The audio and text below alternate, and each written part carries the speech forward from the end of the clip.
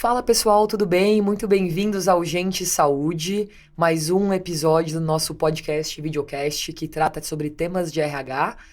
A ideia é que esse papo gere reflexão aí dentro de casa, do carro, aonde você estiver. E a minha convidada de hoje é uma das que eu tô mais ansiosas em receber aqui, muito pelo conteúdo que a gente vai falar, que eu acho que talvez seja um dos mais inovadores do Gente Saúde. Denise, muito bem-vinda, é um prazer te ter aqui. Muito obrigada, que linda apresentação, eu que agradeço, Manu. E aí, antes da gente começar, o que o povo gosta de fofoca. Então, conte pra gente de onde você veio e como você foi parar em RH e de sua trajetória um pouco na cadeira. Muito bem, vou tentar simplificar, que senão eu fico só falando disso aqui, né? Bom, eu sempre fui apaixonada por gente, é muito louco. E quando eu conecto a minha vida, assim, eu era aquela criança, adolescente, jovem, que ficava, sei lá, no metrô olhando as pessoas, sabe? Gente, será que essa pessoa é feliz? Gente, onde essa pessoa tá indo? Será que ela mora com quem? Será que ela tem sonhos? Eu sempre fui nessa coisa de observar as pessoas. Mas, enfim, lá aí, colégio, escolha de, né, no ensino médio, de faculdade e tal. Eu estava super ligada em fazer psicologia, então entrei na psicologia. Entrei na psicologia para ser psicóloga clínica, para falar a verdade, Manu, total. Fiz toda a formação nisso. E caí no RH, na verdade, meio por acaso, e me apaixonei, né? Não posso negar. Então, eu comecei no RH, na verdade, por consultoria, que é um movimento inverso, normalmente, das pessoas, né? Elas começam por empresa, aprendem lá cartilha e vão para consultoria, normalmente, o profissional de RH. Eu fiz o contrário. Como eu me formei, queria consultório e estava focando nisso, eu tinha oportunidade numa consultoria, vim fazer um job aqui de 4 meses, eu acabei ficando 4 anos nessa consultoria, que foi meu contato com a RH, e é muito legal, sempre conto essa experiência, porque era uma consultoria que fazia processo de recolocação profissional e de reestruturação de empresas, recolocação profissional coletiva. Aqui, foi bem aquele momento de downsize, terceirizações, as telecoms e tal. Então, eu entrei numa empresa francesa, entrei para fazer um trabalho de 4 meses e me apaixonei por aquele mundo, né? E fiquei 4 anos tocando projetos lá. E foi muito legal, assim, por quê, né? Então, imagina, 4 meses, aí pega outro projeto, pega outro, e eu olhava aquilo, então comecei a trabalhar com carreira, que é um tema que eu amo, carreira, né? A gente fazia programas, a gente preparava desde da empresa para fazer os grandes processos de ligamento, né? Negociação com o sindicato, pacote, mas o meu maior foco era preparar a liderança para como desligar em grupo, coletivo, em massa, e depois recolocar essas pessoas, pago pela empresa, né? Não era pessoa física. E eu me apaixonei por isso, porque assim, não era só recolocar para arranjar emprego. Eu tinha que conhecer as pessoas, trabalhar a autoconfiança delas, autoestima, currículo, ensinar coisas práticas, que elas tinham 15 anos de empresa. E eu tinha meta com a empresa que nos contratava de mínimo de percentual de recolocação. Então eu me apaixonei. Primeiro era essa lógica de, eu tenho meta, eu tenho que alcançar coisa. Eu gosto, né, dessa... Segundo, tinha um super olhar humano, e era um trabalho que ninguém queria fazer, né? Porque era, você desliga a gente. Fiquei 4 anos, né? Meus amigos falavam, gente, você parece o George Clooney no Amor Sem Escalas, viaja pra demitir, mas pra recolocar. Eu trabalhava, meu foco era outro. Eu falava, não, já que elas vão ser demitidas, cara, que sejam de maneira respeitosa, correta e com apoio pra recolocação. Então, eu achava meu trabalho, e acho ainda esse trabalho, super nobre, né? Legal. Então, eu me apaixonei por isso. E aí, quando eu fiquei lá depois de 4 anos, eu olhei e falei, gente, assim, o RH é outra coisa que eu imaginava. Porque eu vi o outro lado da mesa, o RH me contratava, né? A empresa que eu tava. E aí, comecei a falar, não, acho que eu quero voltar e ir pro RH. Voltei, alguns passos de carreira, né, eu quero dizer, para poder entrar no RH formal. E aí eu tive a oportunidade de me desenvolver, passei por praticamente todas as cadeiras de RH, trabalhei em indústria, trabalhei em aviação, em varejo, em serviços. Aí a história foi acontecendo e fui ganhando repertório, né, no mundo de RH e de liderança. Que legal, que incrível. E aí, dando um pouco de contexto para quem está em casa, eu faço sempre uma pergunta, eu tenho sempre um call de alinhamento com quem vai participar do podcast, e eu faço uma pergunta que é, da sua perspectiva, né? O que é um RH estratégico? E eu acho que foi essa pergunta que criou uma chama em tudo que a gente vai conversar aqui hoje. Então, eu queria que primeiro que você contasse um pouco da sua opinião, né? Sobre esse lado de o que é ser esse RH estratégico dentro das empresas hoje. O que acontece e o que não acontece na prática. Legal, muito bom. Não, acho que assim, a gente aprende a falar disso, né, de RH estratégico. Acho que assim, não dá para negar que o RH tem que estar ligado ao negócio. Né? Assim, para mim, o RH estratégico hoje é o que consegue estar na mesa de negócio, de fato, né, para decisão, entendendo o negócio, para poder desdobrar isso em planos de pessoas, em planejamento de pessoas. Então, esse é um lado da história. Mas não pode ser só isso, senão a gente vira o administrador, né, assim, do RH. O outro lado do RH estratégico é conseguir olhar isso, então o crescimento do negócio, mas também o crescimento das pessoas, né? E o interesse, o engajamento e a felicidade das pessoas.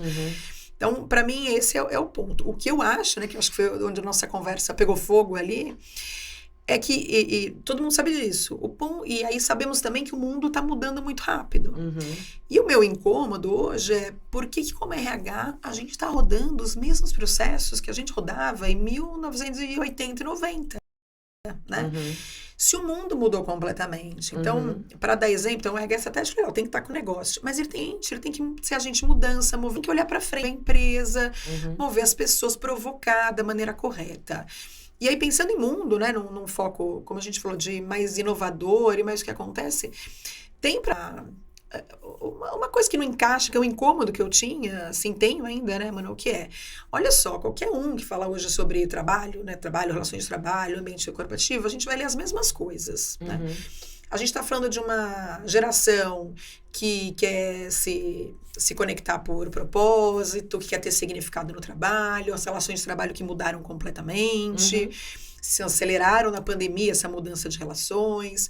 A gente fala de protagonismo, lifelong learning, saúde mental, segurança psicológica, liderança humanizada. Então, estamos todo mundo nessa página que isso é importante. Tá tudo maravilhoso. Aí a gente olha do outro lado e fala... Gente, mas por que o RH roda os processos de uma época que nada disso era discutido, né? Então, processos de avaliação de desempenho tradicionais, de definição de pessoas para promoção tradicional, de desenvolvimento de carreira mais tradicional. Então, eu acho que o RH tem esse ponto do negócio, mas tem essa questão de, gente, a gente tem que, aí, para falar com o protagonismo de área... dá um pouco de questionar e de fazer uma disrupção desses modelos tradicionais, né? Então, e aí eu me vejo hoje nesse incômodo que eu falo, gente, as estruturas de RH pouco fazem isso, né? Eu entendo que quando você fala de empresas muito grandes, né? Especialmente multinacionais, você fica preso com o modelo da matriz, né? Estados Unidos, eu já vivi isso. Mas ainda assim, você pode influenciar como profissional de RH. Agora, muitas das empresas, os heads de RH, que têm a caneta na mão aqui para definir os processos, para falar com o CEO, para entrar num conselho, também não modificam os processos, né? Então, também continuam. E fica muito antagônico isso, né? O colaborador ouve, que bonito a gente dar palestra e falar sobre isso no podcast, mas na prática, como é que você faz? Você vai lá e continua rodando o Ninebox, por exemplo? Não faz sentido, assim, né? Muito legal. E acho que tem um momento também que a gente tava até falando disso com você antes da gente entrar no ar, né? Que o mundo mudou muito. O mundo está mudando muito, então quando a gente pensa em relação ao trabalho, até em forma de trabalho, né? Cada vez mais individualizada, cada vez mais remota. O número de reuniões aumentou 300% nos últimos 3 anos. 2 ao mesmo tempo. 2 ao mesmo tempo, tem gente fazendo. Esse é uma tendência. A outra é uma tendência de inteligência artificial, todo mundo está falando sobre sistemas. E aí, assim, o que resta, né? Resta o que nos torna humanos. E aí, acho que tem esse olhar também para o público de RH que nos ouve aqui, de refletir muito em relação a isso no processo, né? Como os nossos processos meio que reforçam isso. Porque, no final do dia, a maioria das empresas são empresas de pessoas que prestam serviços ou que constroem produtos, e isso, de fato, gera receita. Então, cuidar disso de uma maneira um pouco diferenciada e desafiando um pouco o que existe no mundo que há 50 anos atrás não era nada disso, é super importante. E eu acho engraçado que as pessoas falam, a geração Z quer propósito. Mas quem não quer propósito? Exatamente. É uma coisa super humana, né? Assim, todo mundo tá atrás de um propósito. Então, tem várias coisas legais aqui. Mas, falando de Ninebox, né? Eu queria falar que você contasse um pouquinho sobre o seu case atual, que é a Omni. Porque, de verdade, assim, tudo que a Omni faz hoje, eu vi poucas pessoas, para não dizer quase nenhuma empresa fazendo. Então, eu queria contar com você, desafiou esse status quo aqui, que você contasse, e um pouco na prática de quais processos implementaram e como isso tem mudado a cara da empresa. Legal, não, muito bom. A gente tem muito orgulho, assim, né? Porque, como você falou, eu vou começar do conceito, depois eu vou para a prática. Mas eu tenho muito orgulho, porque eu acho que uma coisa a gente também lê, estudar e falar, nossa, eu quero desafiar, e conseguir, como executivo, falar, não, eu rodei um processo diferente, né? Não ficou só na minha vontade como eu faço isso. Mas, para pegar o Ninebox, porque eu acho que, assim, começou esse incômodo, né? Eu já tinha, ele ficou maior quando eu fui para o Vale do Silício, né? Estudar o futuro do trabalho, visitar as empresas, aquela imersão. Eu olhei e falei, gente, né? Isso era 2020, foi antes da pandemia ainda. Meu Deus, olha para onde está indo o mundo, olha a questão das relações humanas, olha como a gente está vendo tudo errado aqui, né? E aí tinha a oportunidade de estar numa empresa que é média, que é brasileira, e que eu tinha a caneta na mão de falar, não, vou usar. E o primeiro ciclo, né, assim, tem muita coisa importante na área de pessoas, né, do que a gente toca. Mas para mim o motor do grande ciclo, assim, do ciclo de gestão de pessoas é a avaliação de desempenho, né?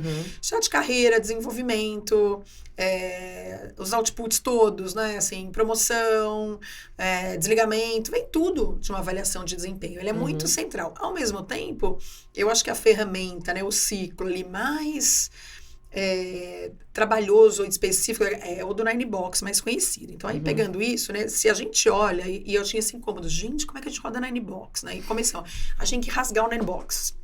Eu tenho até um artigo que fala, isso é a hora de rasgar o Nine Box, né? Então, o primeiro incômodo começou, vamos olhar esse processo de Nine Box, né? Então, porque eu quero começar do conceito para ir para a prática.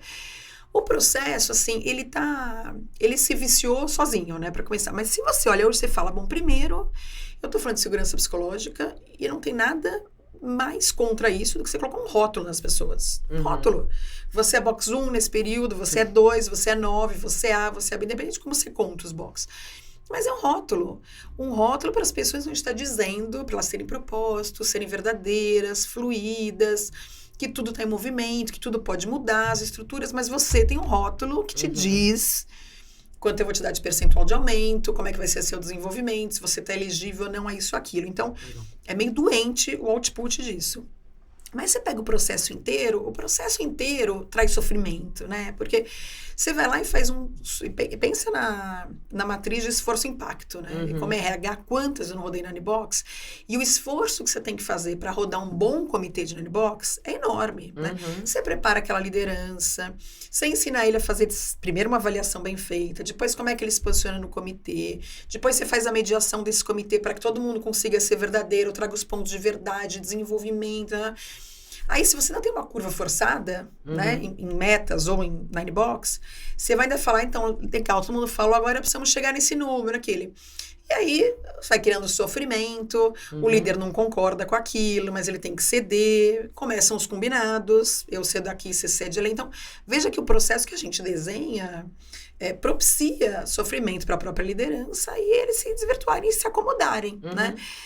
E aí, tem a parte quando acaba o Nine Box, né? Olha como a gente tira a autonomia do líder. Porque o líder vai lá, né? E quantas gente não viu isso? E fala, então, veja só, Manu, olha, eu acho que tá indo super bem, mas chegou lá, né, na discussão, tem ponto dos outros, A, B, C. Quando a gente foi olhar na curva, não, aí não deu para ficar. Então, ele se isenta, inclusive do feedback verdadeiro, genuíno, correto, que desenvolve a pessoa. E aí, nossa, daí você recebe um feedback desse e fica mais... Mega frustrado. Frustrado ainda, né? Você não sabe se você fica só com o seu líder, que não foi capaz de falar sobre você e de te fazer ser visto corretamente, ou com o sistema de uma empresa que olha e fala, isso aqui é a empresa, né? Que vem falar da gente ser verdadeiro, confiar na empresa, ter relação de confiança, e aí me põe um rótulo que eu não concordo, que eu, né? Enfim... Então, todo o processo é sofrido. E o output disso é o quê? Você ganha um box, com esse box eu resolvo quem vai ser demitido? Quem vai ser promovido? Não, né? Na prática, quantas vezes na promoção o líder não vem com 200 argumentos e fala, então, eu sei que ele é box 5, mas é muito importante ser promovido, porque a cadeira é para essa pessoa, porque veja bem, porque isso... E se a gente vai ter o contexto e fala, eu concordo com você, é a pessoa cadeira. Você também invalidou, né, o box. Então, o processo todo, para mim, estava muito errado. Agora, do lado prático, assim, temos que questionar tudo isso. Primeiro, esse é o ponto nosso. Mas o segundo era, como é que a gente faz um processo de desempenho e carreira, né? E é um processo, não é uma avaliação para a gente, que consiga trazer os outros conceitos que a gente quer. Lifelong learning, protagonismo, não rótulos, gestão humanizada e verdade. Porque o melhor output do processo de Nine Box é o feedback verdadeiro, né? Então, o próprio modelo, se você está pondo lá para discutir e tal, você está tirando a essência. A pessoa fica tão preocupada com o box, que como eu vou te comunicar e como eu vou ouvir, que você perde a essência do que é... Deixa eu te falar o que você tem que desenvolver, o que você é muito bom, meu querido, e vamos assim. Então, eu acho que primeiro a gente começou, vamos começar com foco no colaborador. E aí, no nosso modelo hoje na OMI, né, mano, assim, eu tenho muito orgulho, porque a gente inverteu a lógica primeiro, né? Então, o foco do protagonismo do processo, a gente trabalha autogestão de carreira. A carreira é sua, Você tem que ter consciência disso e você tem que puxar todos os passos dessa carreira. E a empresa vai te dar clareza das trilhas possíveis, do que é possível e o que não é. Mas não é minha responsabilidade. RH, companhia, gestor, é sua. Então, a primeira coisa que a gente mudou é inverter a lógica. Falar quem puxa a avaliação de desempenho, o processo de desempenho, quem define metas, quem chama para conversa de alinhamento de metas, de feedback trimestral, é o colaborador, não é o gestor. Então, aquela história de meu gestor não me dá feedback, a gente fala, não, é você que tem que marcar a conversa, lembra? Então, a gente tem o ciclo marcado, mas vamos lá, em termos práticos, o processo começo do ano, a gente convida os colaboradores a fazer um processo de Ikigai, né? De olhar o seu propósito. Isso é incrível. É incrível, é muito legal, assim. Então, o primeiro convite é, olha, você sabe o que você quer? Você sabe quais são as alavancas? E uma dúvida aqui prática pra gente tentar meio que guiar, assim. Eu posso escrever no meu Ikigai, esse ano eu quero ser mãe. Ele pode ser um propósito de vida ou ele tem que ser sempre um propósito corporativo? Os dois. Os dois. A gente pede os dois, né? Tá. Pede pra pessoa refletir sobre os dois. E é muito legal isso, né? As coisas vão vindo junto aqui. Porque uma das coisas que a gente tá rodando há 4 anos esse processo, uma das coisas que a gente viu o primeiro ano foi meio, vamos ver, né? Não foi do jeito que a gente queria. A partir do segundo ano, que elas sentiram confiança no processo, os líderes ficaram mais à vontade, os colaboradores, a gente viu as pessoas tendo segurança para falar coisas como essa que você acabou de dizer. Falar assim, deixa eu te falar, eu tô tão feliz na minha cadeira que eu não quero mais desafio, não quero mais responsabilidade, não quero ser promovido. Não esse ano. Não quer dizer que eu não quero nunca. Então, por exemplo, olha, eu tô com meu pai doente, ou eu tô com um filho pequeno, e eu quero ficar ok na minha cadeira, eu quero fazer mais do mesmo, eu tô feliz mais do mesmo. Se precisar de ajuda em alguma coisa, eu vou. Mas não quero projeto novo, não quero responsabilidade. Outros não, olharam pra lá, olha, eu não sei se vai me dar o cargo, mas eu quero projeto, eu quero desafio. Outros não, minha moeda é cargo. Eu tô incomodada que eu não tenho esse cargo. E a gente foi entendendo, inclusive, as motivações, alavancas, as pessoas foram tendo mais espaço para isso. Mas voltando ao processo, assim, primeiro a gente faz esse convite a qual que é o seu propósito de vida e o seu propósito esse ano. Legal. Então, a gente dá um monte de ferramenta para fazer Ikigai, dá workshop, dá live. Aí, cada um vai num nível de profundidade que quer. De verdade, alguns vão bem profundo, chamam a ABP, trazem coisas de autoconhecimento que tem terapia em coaching, e tá tudo certo. Outros fazem o processo mínimo que a gente pede, né? O que você sabe, o que você gosta e como é que você se vê para esse ano.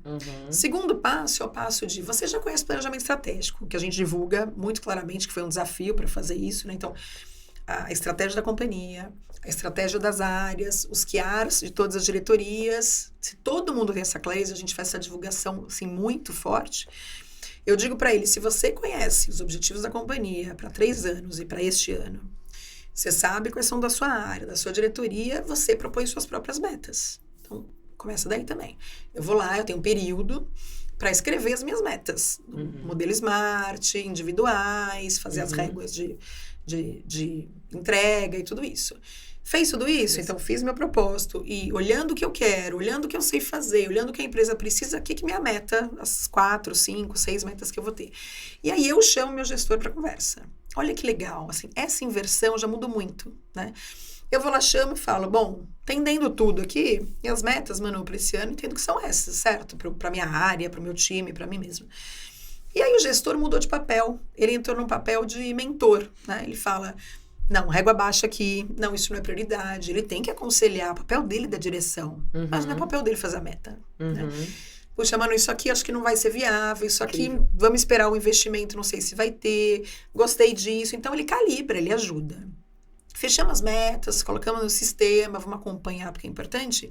Aí você tem os ciclos, né, no meio do ano, a cada 3 meses os pontuais para acompanhamento de meta e de carreira. De novo, quem tem que puxar essa conversa é o colaborador. Então, ela diz, chegou o momento de feedback. Você tem tal prazo para puxar a agenda com o seu gestor. E é você que puxa, né? Então, se sou eu que puxo, eu que me preparo. Eu vou lá e, de novo, né? Então, eu não entro no feedback para falar, e aí, como é que eu tô indo? Eu entro e falo, deixa eu te contar como é que eu vejo que eu estou. Diante da meta, eu tô assim, desse outro jeito, aqui tá mais difícil, menos, com motivação. E a gente põe, obviamente, um formulário, um processo que faça as perguntas para que ele se posicione assim. Em termos de motivação, tô feliz, não tô, a gente faz termômetro, né? Isso aqui tá onde eu quero sua ajuda. E aí, de novo, o gestor entra no papel de mentor, porque ele ouve, escuta, que é o principal papel do líder, né? e fala. Não, legal, olha, tenho uma percepção diferente, te vi na reunião, foi assim, tem um feedback seu de outra área, tal. Então, e aí ele vai entrando nessa profundidade, isso aqui que você está falando não é como eu tô vendo. Então, veja, sempre essa conversa tem que ser de consenso. O que a gente inverteu foi quem lidera essa conversa, né? O colaborador, porque o protagonismo é dele, a carreira é dele, ele é um adulto, se ele conhece o planejamento estratégico, ele é capaz de fazer as próprias metas. Ele faz o acompanhamento disso e busca essa direção. E chegamos no fim do processo, né? Porque temos que fechar o ano para começar outro. De novo, né? Ele puxa essa conversa, alinha as percepções e quem registra isso é o colaborador. Que era um ponto que a gente tinha dúvida, né? Será que aí os colaboradores vão fechar essa conversa com o conceito sempre acima do esperado e como supera, né? Vai todo mundo se autoavaliar super acima. Não é verdade. Desde o primeiro ano não foi verdade, né? As pessoas, pelo contrário, como as defesas são menores, porque eu não tenho que ficar me justificando ou ficar discordando. Quem se justifica é o colaborador, não é o gestor, né? Então, elas são muito mais à vontade para serem verdadeiras e falar... Poxa, aqui acho que fiquei dentro, aqui sim foi acima. Então, até historicamente que a gente comparou isso com o mercado, com os nossos indicadores. Então, a autopercepção não é mais alavancada, né? De ser melhor do que a percepção do líder. Então, esse processo, então a gente tirou o Nanny Box, fez o processo todo assim, ficou 1000 ganhos, porque ficou muito mais fluido. A conversa de carreira, que é o que a gente quer tirar disso, é mais genuína. O que eu sei fazer, para onde eu quero ir, como é que eu contribuo. As decisões de carreira, né? As pessoas dizem as suas moedas. Então, o que me faz feliz, né? Moeda no sentido não só financeiro, mas eu quero reconhecimento, eu quero palco, eu quero projeto, eu quero uma responsabilidade em outra área, eu quero, enfim, estar no seu lugar. Elas podem, eu quero nada esse ano, eu quero qualidade de vida. Que legal. Muito legal. Então, o processo ficou muito mais fluido, muito mais verdadeiro, assim, pra gente, né? E como eu acredito no RH cada vez mais individualizado, né? Que é isso, como é que o líder consegue, dentro de todos os padrões, olhar aquele indivíduo, né? Essa conversa ganha profundidade e puxa o meu líder para me olhar como indivíduo, né? E não como um rótulo, né? Eu tenho muitas dúvidas, mas eu vou tentar tirar algumas dúvidas que eu acho que do começo do processo mais pra frente. O primeiro é, quando vocês começaram e hoje em dia, como que vocês preparam essas pessoas para esse processo em termos de treinamento? Tem consultoria externa, é tudo feito dentro de casa? Acho que é uma dúvida básica, assim. Sim, tudo em casa a gente fez, assim, porque o nosso modelo é muito próprio. É único, a gente né? apanha com plataforma, por exemplo, nenhuma plataforma. A gente já mudou 2 vezes e não atende, né, muito, mas a gente consegue, assim, adaptar o que a gente quer como saída. E assim, né, acho que a preparação disso, a gente primeiro desenhamos o processo, primeiro o patrocínio do conselho e da alta liderança, né? E eu fui com frio na barriga, sabe? Gente, pode ser que dê tudo errado, assim, do que eu tô idealizando. E se der, a gente volta depois de um ano, né? E assim, foram comigo de, tá bom, só tem espaço para se a gente achar que, nossa, ficou errado, assim, a entrega que a gente quer, vamos tirar do ar. Não, pelo contrário, a gente foi ganhando força para o processo ficar melhor, porque no primeiro ano não estava excelente, mas a gente viu que tinha a ver com a cultura, com o que a gente queria, com tudo isso. A gente preparou muito a liderança no primeiro ano, no segundo e no terceiro, sempre, até hoje a gente prepara, né? O primeiro ano foi muito essa conversa de, olha, não tô tirando seu papel de líder, porque pensa, ele não avalia mais, o líder não tem uma avaliação que ele fecha, ele tem a conversa, ele coloca os comentários dele no sistema, mas quem fecha o conceito é o colaborador, e o que ele colocar lá fica para visualização de todos os nossos processos, né? Que legal. E eu confio nele. Ele não vai combinar um dentro do esperado e registrar um acima do esperado como fechamento de ano. Não vai, né? Agora, nosso maior desafio, eu acho que a gente tem uma liderança que tinha uma cultura já preparada, que toparam, mesmo com frio na barriga, mas o maior desafio foi colocar o colaborador como protagonista. Por incrível que pareça. Porque a gente fala tanto disso, né? Tem que ser protagonista. Somos adultos. Mas a gente não educou as pessoas assim. Acho que na vida e tampouco nas empresas. Então, a gente fala isso. Até a gente rodar 1 ano e 2 anos, mas é isso mesmo? Elas não entram. Você tem que agendar conversa. Não agendava. Primeiro ano, os líderes davam para mim e falavam assim, mas não é protagonismo. Se eu pedir para agendar a reunião, eu não estou dando protagonismo, estou tirando o protagonismo dele. Então, a gente ficava nessa, né? Veja bem, a gente está adaptando esse modelo. No começo, eu ter que, como qualquer processo de mudança, ajudar. Então, a gente teve que ter esse meio do caminho. Hoje, não, tá muito mais fluido, né? Hoje o colaborador já sabe que é o papel dele fazer isso e puxa, e puxa a conversa. Mas teve muita preparação de live, BP atuando, tirar receios, olha onde deu errado, retoma o caminho. E a gente roda todo o tempo, tá? Você vai no 4º ano. E esse ano a gente rodou de novo workshops presenciais sobre protagonismo, carreira, o nosso modelo que chama Carreira On. Vários foram de novo. Que legal. Olharam e falaram, nossa, tem isso que eu ainda não estou fazendo, tem potencial para eu fazer mais profundo o Ikigai, tem potencial para eu pedir uma mudança de área que eu não tinha visto. Que legal. É muito legal. Então vai amadurecendo, né? E aí a segunda dúvida que eu tenho, assim, também mais estruturante, é como você convenceu o C-Level e o CEO? Assim, como foi esse processo? Porque uma coisa que eu vejo muito tem até vontade de mudança que vem do RH, mas muita empresa que a pessoa às vezes se sente com muito medo de propor alguma coisa, porque toda inovação ela tem um risco associado.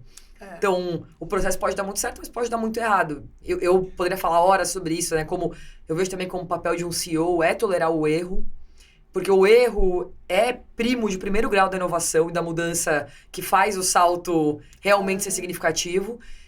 Mas como foi o seu processo, né? Sim. Não, é muito legal, assim, porque eu acho que o primeiro a gente tem que estar seguro que é isso, né? Uhum. Eu acho que eu estava comentando com você aqui antes, eu apresentei esse case num fórum, né, de CHROs, e aí vários fizeram pergunta e muitos dos meus pares falavam assim, mas se você não tem um box, como é que você dá aumento? Se você não tem um box, como é que você promove? Se você não tem um box, como é que você decide quem, sei lá, vai estar num programa de MBA? Se você não... E assim, me deu esse insight que eu falei, gente, o box, o quanto ele é segurança para toda a liderança e para o próprio RH, entendeu? É seguro para a gente também ficar lá e falar, não, veja, você colocou nesse box, não, vira uma proteção. Então, eu acho que o primeiro, podia dar errado, como deu errado várias coisas que eu fiz, né, na vida, não esse, mas deu outras coisas, como todo mundo. Mas eu acho que a primeira coisa é estar convencida, entendeu? De falar, não, eu vou correr esse risco, eu quero tirar, vai dar mais trabalho, vou educar, então ter essa iniciativa. Essa convicção, né? Essa convicção. No final do dia, assim, tem uma frase que eu falo muito na People, que é papel do líder conseguir formar convicção. E acho que isso é super importante para qualquer tipo de mudança que você quer fazer. Porque você não tá convicto, você não convence ninguém, você não vai até o final, você muda de ideia rápido, então é super legal. E aí, assim, eu conforme a gente foi desenhando, e como é que vai ser esse processo então? Porque como a gente sabia, eu fui ficando cada vez mais, eu já estava convicta e convencida da solução. O meu segundo passo foi ver se meu time estava seguro. Sim, porque quem roda é meu gerente de desenvolvimento, meu gerente BP, as BPs que estão lá, então quem vai estar... E a gente fez, né, 2, 3 meios períodos de ideação junto, tanto para o processo como para dizer, mas e aqui? Mas isso aqui não vai falar, mas como é que a gente vai promover depois? Né? A gente também estava com essas perguntas. Então, eu acho que outra coisa era o time estar muito seguro, era uma mudança grande para a gente ir lá, né? Agora, eu sempre como é que convence? Eu acho que assim, fatos e dados, e aí você tem que estar convencido para ter argumentos, fatos e dados. Eu trouxe essas questões de fatos e dados de mundo corporativo primeiro. Nenhuma empresa faz diferente. Olha o que a gente está falando de futuro, olha como é o processo tradicional, olha os indicadores de burnout, de falta de segurança psicológica, de liderança imatura nas empresas, né? Então, olha tudo isso que está acontecendo, a gente tem que fazer diferente, porque tem a ver com a nossa cultura. Então, acho que daí no processo é fatos e dados e paixão. Tem que ter paixão para falar disso, né? Que legal, muito legal. E aí eu tenho uma dúvida também, até um pouco que você falou, da dúvida que as CHROs tiveram no painel de CHROs, que é... Pensando em promoção e pensando em resultado... Não falei em promoção, falar pensando em resultado desse processo, né? Então você descreveu, tem o Ikigai, aí tem os ciclos, né? Os momentos touch points, e tem o final que é o fechamento. Eu, como colaborador, o que eu espero desse fechamento? Eu já sei a regra do jogo, depende, como funciona? Do conceito do fechamento, você tá eu tô falando. acima do esperado. Eu sei se eu vou ser promovida, se eu vou ganhar aumento de salário, ou dentro do esperado, o que significa? Assim, como que isso traduz em, talvez, coisas mais tangíveis pra mim? Assim, pra gente, o maior output desse processo, que é o que tem que ser, é desenvolvimento. Feedback claro e desenvolvimento. Legal. Né? Então, eu não ponho rótulos, não ponho. Né? Você pode se movimentar na empresa se você tiver uma avaliação abaixo do um conceito, né, abaixo do esperado? Pode. Se fizer sentido, se outro gestor da outra área quiser, se você achar que se no encontro dessas oportunidades os dois se convencerem, né? Os três, RH, gestor da vaga e você, pode, né? Eu não pus barreira para tirar o ponto de, então sempre eu vou fechar um conceito A culpa é do sistema, né? Exatamente. Daí ninguém nunca vai querer falar suas fragilidades, né? Então, e para mim é isso, tá? O output de um processo verdadeiro de desempenho e carreira é desenvolvimento. Legal. E quanto mais genuíno, porque olha como um processo de Nannybox não dá um desenvolvimento adequado também, você fica com todo o sistema e com todas as máscaras que não dá para eu virar e falar, cara, você tá mandando muito bem. Você fala, você tá mandando muito bem, você, Box 1, você vai me cobrar. É o contrário, você vai me cobrar a promoção e vice-versa. Então, eu prefiro não falar, começa a arranjar problema para você, né? Então, veja bem, então. Então, eu acho que assim, é claro para as pessoas que é desenvolvimento, né? A partir disso, eu tenho clareza do feedback, eu alinho, eu digo o que eu quero, meu gestor me ajuda, dá os caminhos, né? A como é que eu consigo alcançar isso. Legal, você quer mudar de área? Vamos por esse caminho, eu faço combinado. E desenho o PDI, o plano de desenvolvimento, né? A partir do plano de desenvolvimento, que é uma outra mudança que a gente fez, eu olho para o mapa de capacitação da empresa, que é o nosso portfólio de treinamento, e escolho o que eu quero me desenvolver. Legal. Então, acho que é uma coisa muito legal de contar como a nossa linha é um protagonismo para tudo e a gente está avançando. O outro passo que a gente deu depois de 2 anos, né, desse processo foi: por que treinamento tem que ser definido por nível hierárquico? Eu também aprendi a fazer isso assim a vida toda, tá? Você vai lá, pega o seu orçamento, divide per capita e fala, bom, eu vou dar para superintendentes um programa de inovação com a Startse. Aí esse é o maior investimento. Aí eu vou dar um programa com a consultoria X para analistas. Daí eu vou dar um programa, a gente faz isso. Hoje, eu pego orçamento, eu vejo quais são os temas prioritários, né? De alavancar competência, conhecimento, monto, né? Todos. Vou trabalhar inovação com esse parceiro, vou trabalhar planejamento com esse, analytics com esse, e abro o mapa para todo mundo. Então, o mesmo possibilidade de um analista, de um diretor estarem na turma e se candidatarem é a mesma. Né? Que legal. Essa é outra disrupção que a gente fez, né? Então, por que eu preciso dizer que esse é para o superintendente, esse é... De novo, eu não estou deixando protagonismo para as pessoas. Então, o output é esse. Ele olhar e falar, então, do meu PDI fala. E a definição do PDI, e a definição do que eu quero pescar naquele mapa, né, de treinamento, que você falou, mapa de competência. Capacitação. É do próprio colaborador. Totalmente. Que legal. Então, ele vai, pega o PDI, olha o mapa. Nossa, eu posso estar no IBMEC nesse módulo, eu posso estar na Startse nesse, eu posso estar online nesse outro. Ele olha tudo, ele se inscreve, justifica porque ele quer estar lá. É quase uma aplicação, né? Que nem veio para fora. Eu aplico, né? Eu quero estar nessa vaga. Então, sei lá, um analista de crédito, eu quero estar no curso de Analytics do IBMEC. Por que eu quero? Aí eu tenho que linkar com o meu PDI e com o meu feedback, argumentação rápida também, né? Mando a inscrição e aí a minha área faz toda uma inteligência, uma lógica para poder fazer turmas mistas de todos os sentidos, né?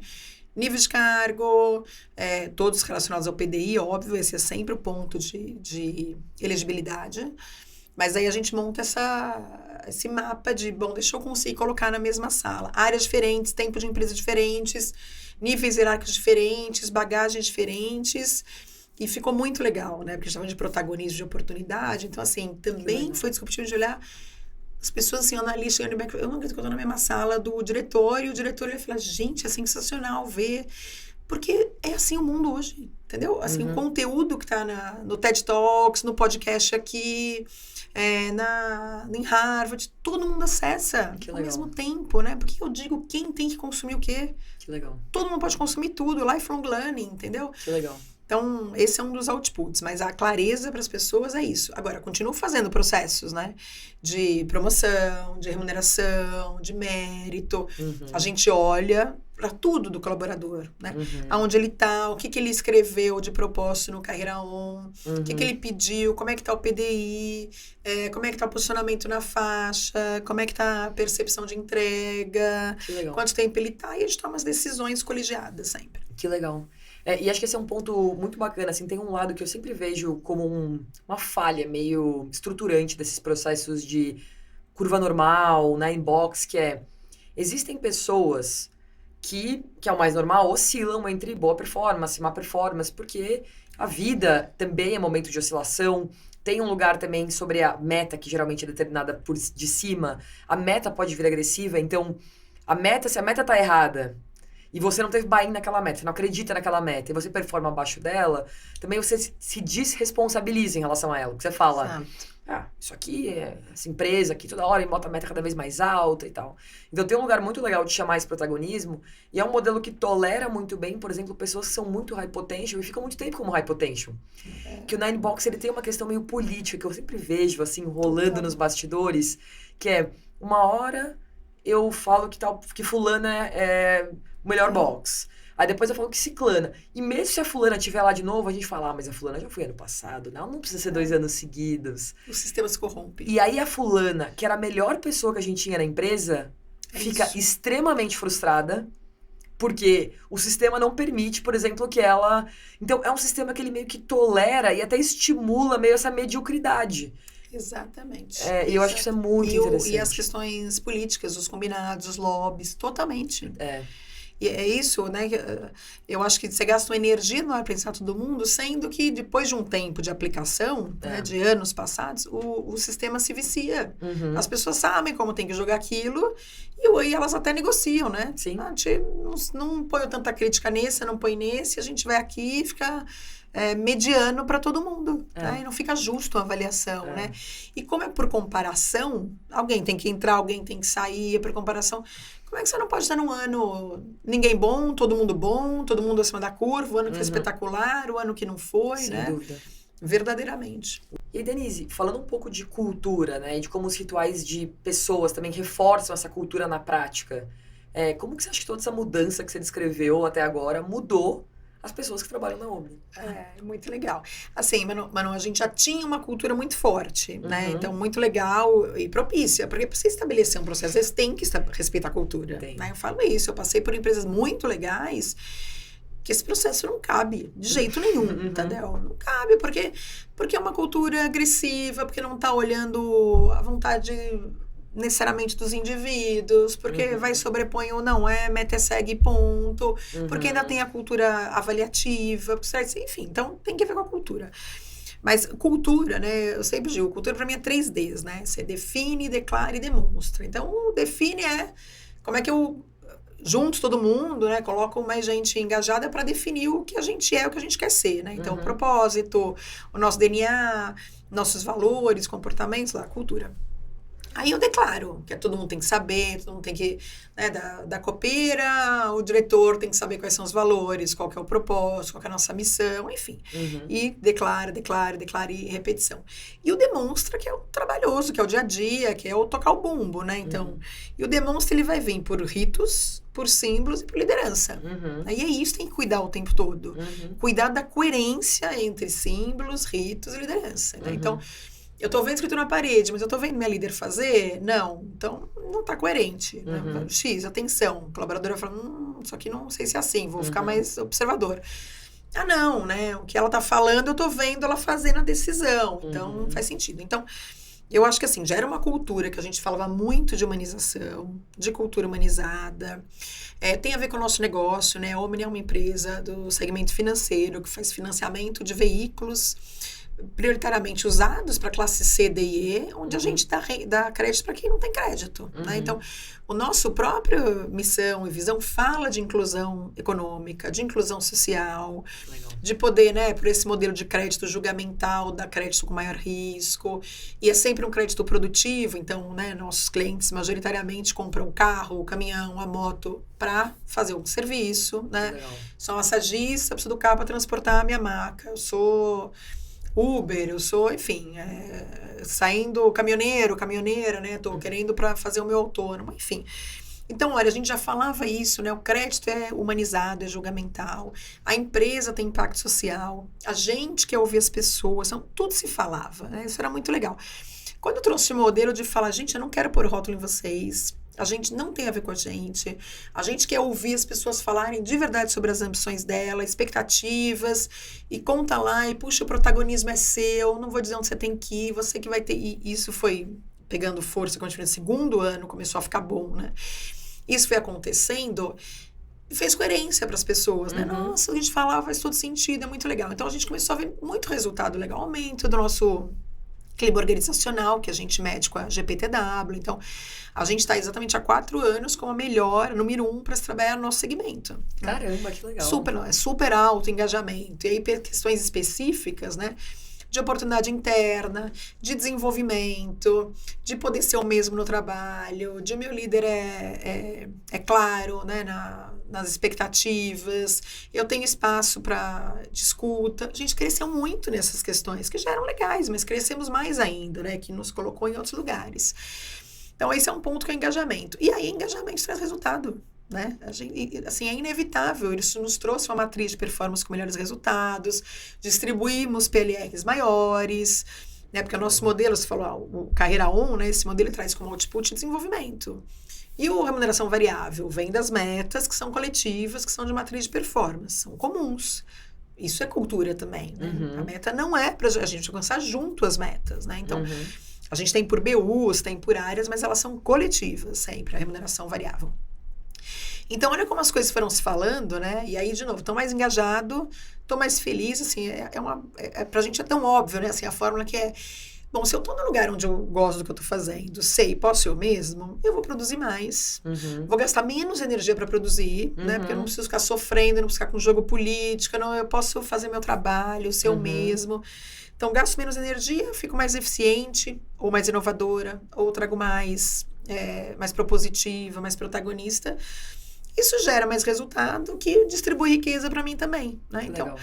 Essa é a fórmula, né? Em vez de você ficar colocando medo, ameaça, e puxa, não vamos alcançar, não vamos ter, ninguém vai crescer. Então, pra gente fez todo sentido e trouxe, de fato, mais resultado financeiro, de engajamento, de fato, e lideranças mais maduras. Fora os depoimentos qualitativos, né? Assim, é muito legal. São incríveis, né? São, assim, das pessoas, dos líderes, das vivências, a gente traz, né, gente de mercado, claro, eles olham e falam, não é possível, né? A gente tem que, imagina, quem vem hoje de mercado, a gente fala, esquece que você conhece de avaliação de desempenho. Aqui não é avaliação, aqui é processo de desempenho em carreira, aqui a gente começa com Ikigai. As pessoas ficam, não é possível, né? Assim, é muito legal de ver, né? Legal. Agora entendi a cultura. E isso também se manifesta, por exemplo, em turnover, assim, quando você olha pro turnover do time, as pessoas... Porque é muito claro para uma pessoa que trabalha na Omni que ela vai ter uma experiência de trabalhar muito diferente fora de lá, né? Então, eu imagino que isso também deve reverberar muito. Não, reflete, sim, e nas nossas perguntas, né? Os principais motivos que te fazem ficar na empresa, que tem, né? Numa pesquisa de clima, GPTW, estão muito relacionados a isso. Que né? legal. A cultura e a treinamento, a desenvolvimento, assim, né? Por quê?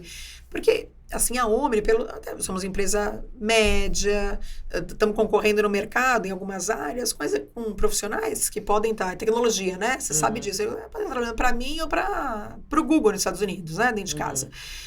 Então, não é o salário que eu vou me diferenciar para atrair gente hoje. Eu pago super bem, com uma variável atrativa dentro do mercado. O que vai me diferenciar dele escolher estar comigo e não com outra financeira, especialmente o mercado financeiro, né? Que é um mercado, de fato, mais... agressivo, mais definido, né, por metas. É a nossa cultura. Ele fala, eu adoro o mercado financeiro, mas eu quero estar de fato numa empresa com uma cultura humanizada, com uma cultura individualizada e com uma cultura que de fato foca em pessoas. Então, isso virou nosso diferencial, assim, né? Hoje, até quando eu faço programa de estágio, a gente vai para as universidades, é isso. Ó, deixa eu te falar. O que é diferente aqui, né? O que você vai encontrar? Imagina, um estagiário vai começar um mundo... O que eu sou diferente de outros financeiros, outros bancos? Eu sou na cultura e na forma de fazer, nos processos, né? Então, é isso que você está procurando? Trabalhar no mercado financeiro com equilíbrio, com foco em pessoas, com líderes que trabalham pensar, sentir e agir, é aqui, né? Legal. Pacto social, senão não é a gente, tá tudo bem, né? Legal. Isso é incrível, assim. E a gente estava falando um pouquinho também antes da gravação, eu tenho ficado cada vez mais atenta, assim, sobre a questão de ambiente de trabalho e efeitos de longo prazo disso, né? E acho que você falou de uma palavra, segurança psicológica, que eu acho que é uma coisa que todo mundo fala hoje em dia, mas de um jeito um pouco raso, na minha opinião. Que é o que é de fato o ambiente de segurança psicológica e como esse ambiente ele motiva a inovação e a melhoria contínua, que é... Eu sempre tento contar a historinha, que é, imagina um líder que volta para casa feliz, animado, como ele trata os filhos, como ele trata o marido, a mulher, quem que for. Quando ele volta pro trabalho seguinte, ele volta pro trabalho, ele volta pensando, pô, legal, tô pra um lugar que eu gosto, que eu me sinto seguro, que eu tô motivado. O que essa pessoa pensa na cabeça dela, né? E aí, o que que um líder que tá o tempo inteiro sob pressão, como ela volta pra casa, como ela trata os familiares, os filhos, etc. E o que que ela pensa durante esse intervalo? Ela tá ali com um nível de ansiedade no talo, a amígdala lá cheia de medo, né? Assim, tá igual o Homem das Cavernas fugindo do tigre. Como que essa pessoa vai entregar o melhor trabalho e vai entregar valor de médio prazo? E aí eu acho que teve muito um movimento que a gente viu no Brasil, no mundo de tecnologia, principalmente nos últimos 2 anos, que é modo sobrevivência. E as pessoas têm que pensar muito tempo, quanto tempo esse modo de sobrevivência dura e como gerir isso, porque eu acho que os efeitos em cultura, em performance, em capacidade de inovar, eles são bem perversos no médio e longo prazo. Eu vejo muito pouca gente discutindo isso. Assim. Não, muito legal você falou, acredito muito nisso, assim, né? Também. Total. Nossa, assim, várias coisas, né? Eu acho que, eu sempre digo, as pessoas são as mesmas, né, dentro da empresa, é o mesmo ser humano, entendeu? Ele entra com a sua mochilinha, você não sabe o que tem lá atrás, tá pesado, se tá leve, o que ela tá trazendo de bagagem, né, de traumas, de frustrações, de tudo isso.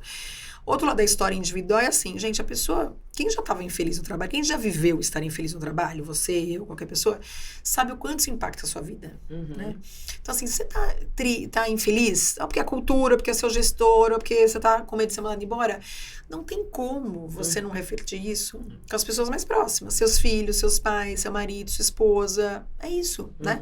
E o contrário também se aplica, né, em linha com o que você tá falando. Esse é um lado da história. O outro lado é, os líderes são super pressionados, tá falando disso, né? Os líderes são pressionados, são de terapia, acompanhamento psicológico, super, acho que não aprenderam e tal. Mas eles, né, além de toda a cobrança que eles têm, eles são capazes de curar ou de adoecer um time. Assim, eu gosto muito de falar isso e li sobre isso, é muito legal, assim. Eles têm, né, então assim, tem o que você põe institucionalmente, o que eu vou lá prego como pessoas e cultura, o presidente, a cultura e tal. Mas o dia a dia, os colaboradores sentem do líder, né? O líder aplica isso, o líder faz, enfim. E aí os líderes têm esse poder mesmo, né? De falar, cara, eu consigo curar algumas pessoas que vêm, a gente vê isso acontecendo, tá? Vem de outras experiências de mercado financeiro, com medo, falando, não é possível que isso aqui é assim. A gente ganha autoconfiança dessa pessoa, ela fica melhor e não vai acreditando, né, o que ela tá vivendo. E do outro lado também, né? Claro que você tem um líder também que tá lá desvirtuado, que não tá bem, que adoece, né? Porque não faz o filtro que precisa fazer, né? Porque não sabe, cobrança, todo mundo tem, meta para bater também, assim, é capitalismo consciente. Tem meta, tem que fazer dinheiro, tem que dar lucro, é isso. Agora, como a gente vai fazer isso, né? Com que impacto, de que forma é que é a diferença disso? Então, se a OMI não der lucro, cara, vai ser péssimo para todo mundo. Não vou conseguir investir em desenvolvimento, não vou conseguir fazer, talvez, tem que fazer uma mudança de estrutura. Então, parte, obviamente, do lucro, né? Mas, de novo, eu como. Agora, a pergunta objetiva, né? Que você me perguntou é, cara, o que é segurança psicológica? Eu acho que é esse equilíbrio, né? Assim, pra mim primeira coisa é não ter medo. Assim, muito do que a gente tá vendo, né? De doenças mentais é do medo. Mais que doença, quer dizer, o medo que traz ansiedade, né? E outras coisas, né? E medo de N coisas. Medo de ser rotulado. A gente tá falando isso agora, né? Medo de perder o emprego, medo de não ser suficiente, medo de estar sendo criticado, medo de estar sendo ridicularizado, medo de não vencer de mim mesmo. E as pessoas têm as suas questões já, né? E tem uma pressão fora do trabalho, né? Acontecendo com todo mundo. E o tempo passando mais rápido, 30 redes sociais ao mesmo tempo, WhatsApp. Então, as pessoas já estão no limite. Daí elas chegam no ambiente onde elas não têm o mínimo de segurança ou passam medo. Claro que você começa a falar, aqui no lugar que eu posso, né? Então, acho que o primeiro é medo e o segundo é confiança. Como é que você inverte isso? É confiança, assim. Para mim, o maior papel de um líder hoje, mano, é conseguir o que eu chamo de engajamento emocional. Que, assim, o líder já tinha aprendido a definir meta, direcionar meta, né? Como eu tô falando aqui agora, seu planejamento estratégico, tem a meta que você vai ter, desdobrar meta, cobrar meta e tal.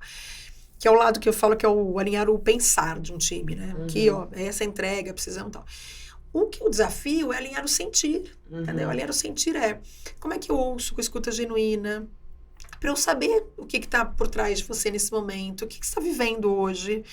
Você tá com uma irmã doente, você tá com um marido sendo promovido, você tá com a expectativa de casar, você tá planejando ter um filho, quer dizer, você tá num momento legal da vida, você tá num momento ok, você tá num momento ruim.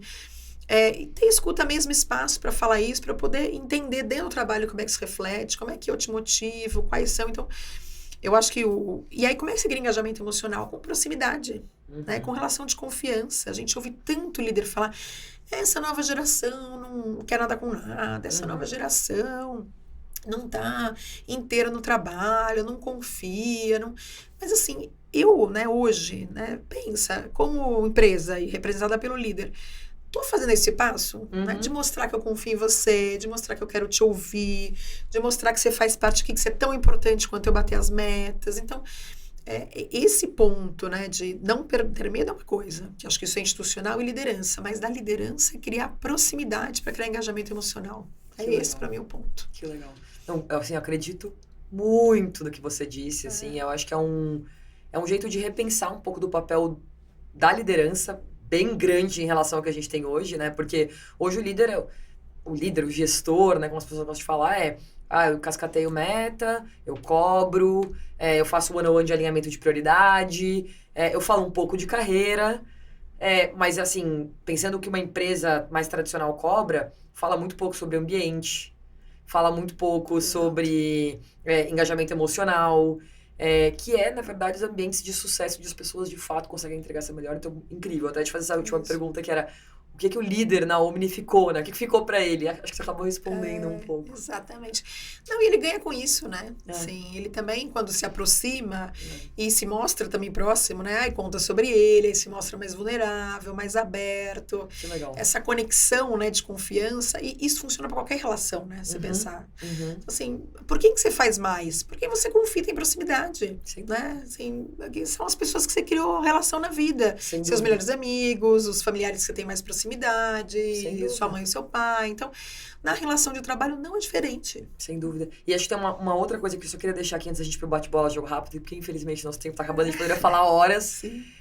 Mas que eu vejo muito essa questão sobre debate geracional, que acho que você trouxe várias vezes, eu também... E as pessoas falam, ninguém mais quer nada com nada. Eu tenho uma visão um pouco contraditória, que eu acho que o trabalho nunca foi tão importante para as pessoas como ele é hoje. Porque a gente tá cada vez mais individual, se casando menos, tendo menos filhos, trabalhando mais horas. O trabalho, ele ocupa uma posição muito central na vida das pessoas. Que, inclusive, eu acho que as pessoas, elas tentam pegar aqueles espaços que eram ocupados por outras coisas anteriormente e colocar o trabalho lá. Só que muitas vezes elas encontram espaços vazios, sem conexão genuína, onde elas têm a oportunidade de crescer e se desenvolver. E aí elas ficam pingando de um lugar para o outro, meio que quase que perdidas, assim. Então eu acho que tem um lugar que, ao invés da gente também só apontar dedos, da gente refletir um pouco sobre o espaço que a gente está criando, né? Muito legal sua reflexão, concordo. Eu não acho que tem esse ponto, né, de geração. Eu acho que muda o nome, muda a época, as pessoas querem as mesmas coisas, que é o que você disse. Que são necessidades básicas do ser humano no final do dia. Exato, elas querem fazer parte, elas querem ser reconhecidas. Eu brinco, eu falo, gente, gestão de pessoas é muito mais simples do que a gente imagina. As pessoas querem as mesmas coisas que você, que não é muita coisa você pensar. Cara, você quer transparência, você quer verdade, você quer saber o caminho, você quer poder falar. É isso, né? A gente vai complicando um monte de coisa. Concordo. E principalmente quando a gente vai ficando adulto. Exato.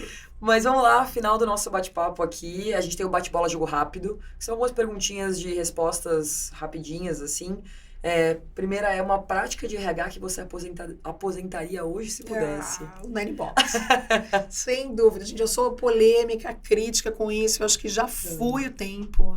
Não ajuda mais ninguém, de novo. Concordo. Custo-benefício, energia, liderança, não dá. Não faz mais sentido. Muito bom. E uma prática que deveria virar tendência nos próximos anos? Cara, essa de conversas corajosas, verdadeiras, profundas, one-on-one de líder, de fato, com profundidade nas pessoas. Legal. E aí, por último, vocês têm algum livro, algum conteúdo de referência que você... eu adorei essa conversa e eu quero continuar me aprofundando nela. Tem alguma coisa que é meio que seu guia, manual? Isso de desempenho não tem, né? Porque, de fato, eu acho que eu também não conheço ninguém que tenha feito essa disrupção, assim, né, nesse modelo, que é um modelo central para todo o resto de pessoas e cultura. Mas livro que eu gosto muito, assim, né, que a gente lê bastante coisa, né, todos nós de pessoas, eu acho que tem um pensador hoje, né, um escritor que tem falado muito sobre essa coisa de fato liderança humanizada e que é um cara bem aderente ao movimento do capitalismo consciente que eu citei aqui, que é o Raj Sisodia. Eu adoro, né, acho que para mim ele fala muito claro hoje do papel do líder, do líder que consegue curar ou adoecer, de como isso se compõe, dele líder humano também, das ambições, enfim. Mas tem 2 livros muito legais que ele é autor ou coautor, que é Empresas Humanizadas, um deles, e o outro é Todos São Importantes, chama o livro. Que legal. Tem traduzido no Brasil, acho que traz muito desses conceitos, né, que a gente estava falando sobre... Porque essa coisa linkando para fechar do Nine Box, assim, você não pode dizer que um box é mais importante que o outro, uma pessoa é mais importante que a outra, né? O livro Todos São Importantes traz exatamente isso, que todo mundo quer contribuir. E tem o seu lugar para contribuir, né? E, de fato, nem todo mundo vai crescer na mesma velocidade, ou quer, ou consegue, ou tá afim. Mas todos têm o seu papel. E como é que você consegue valorizar todos com isso, né? Então, é muito da inspiração disso. Vamos tirar rótulo e olhar para as pessoas individualmente. E como que elas podem ser mais genuínas veio desse livro, assim, pra mim. Legal. Então, super recomendo. Incrível. Inclusive, eu nunca li e pretendo ler, assim, muito legal. Bom. Mas, Denise, queria te agradecer pela sua generosidade com o seu tempo, com o seu conhecimento. Imagina. Foi super legal. Me gerou um monte de reflexão e eu espero que gere um monte de reflexão em quem está nos ouvindo, porque eu acho que é uma abordagem muito diferente, mas muito importante para o mundo que a gente vive hoje em dia. Muito legal, eu que agradeço, mano, que delícia, né? Muito bom ter esse papo, porque a gente está refletindo juntos também, né? E acho que tentando influenciar, né, o mundo a mudar. E, de fato, eu acho que o RH, acho não, acredito, sei, é muito agente de mudança, né? Para mudar o mundo corporativo. Né? Como você falou, o trabalho é tão importante cada vez mais, e as empresas se questionando, e às vezes eu falo isso, mas como é que eu mudo? É muito legal, assim, poder ter um espaço para a gente tentar influenciar outros, para a partir disso pensar em práticas diferentes, né? Que eu acho que tem muita coisa para a gente fazer ainda. Muito bom, muito obrigada pelo convite. Imagina. Foi muito bom. Obrigada a você, e para quem nos ouve, se gostou, curte, compartilha, divida com outras pessoas que podem se beneficiar desse papo. Esse é mais um episódio do Gente Saúde. Foi um prazer ter vocês com a gente até agora, e voltem para os próximos. Fiquem ligados.